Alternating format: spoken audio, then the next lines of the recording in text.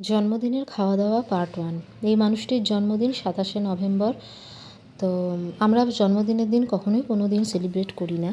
তো ভাবলাম যে কিছুদিন পরই সেলিব্রেট করলাম। তো যে মানুষটা মনের কথা মুখে বলতে পারে না, তাদের জন্য তো বিশেষ দিনগুলো একটু বিশেষভাবেই পালন করা উচিত। আর এই মানুষটি প্রত্যেকটা বাড়িতেই এই মানুষগুলোই আমাদের নিত্যদিনকে বিশেষভাবে করে তোলার বিশেষভাবে চেষ্টা করে। তো আমাদেরও উচিত তাদের বিশেষ দিনগুলো বিশেষভাবে সেলিব্রেট করা, তাতে তাদের মনে খুব আনন্দ হয়। তো খাওয়া দাওয়াটাই বাঙালিদের মেন, তাই খাওয়া দাওয়া দিয়ে শুরু করলাম। তো দিয়ে দিয়েছিলাম প্রথমে ডাল, এবং প্রত্যেকটা আইটেম করেছিলাম ওর পছন্দ মতনই।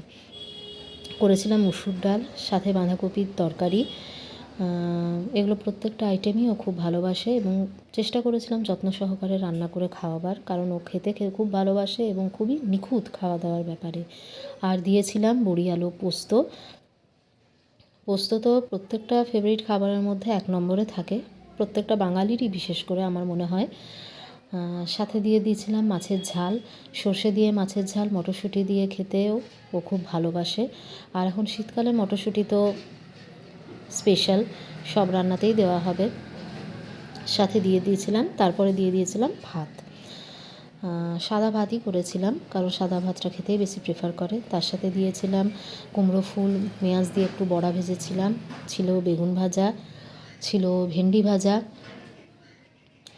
সাথে ছিল একটা মাছ ভাজা, আর সাথে ছিল আলু ভাজা, আর দিয়েছিলাম একটু চাটনি, টমেটো দিয়ে মিষ্টি চাটনি খেতেও খুব ভালোবাসে। আর মেয়ে এসেছিলো মিষ্টি দই আর চকলেট। তো মিষ্টি দই আর চকলেটটাও সাথে দিয়েছিলাম। আর জল তো না দিলে হবেই না, কারণ জল তো আমাদের জীবন। আর জল, আর এই থালি যে সেটা তোমাদের কেমন লাগছে সেটা তোমরা বলো। আর আমি যেভাবে সাজিয়ে তোলার চেষ্টা করেছি, সেটাও বা কেমন হয়েছে তোমরা আমাকে অবশ্যই জানিও। কয়েকটা ফটোও তুলে নিয়েছিলাম। আর এই যে ঘুম থেকে মানুষটিকে ডেকে আনা হয়েছে খাওয়ার জন্য, দেখেই মনে হচ্ছে মনে মনে বেশ খুশি হয়েছে।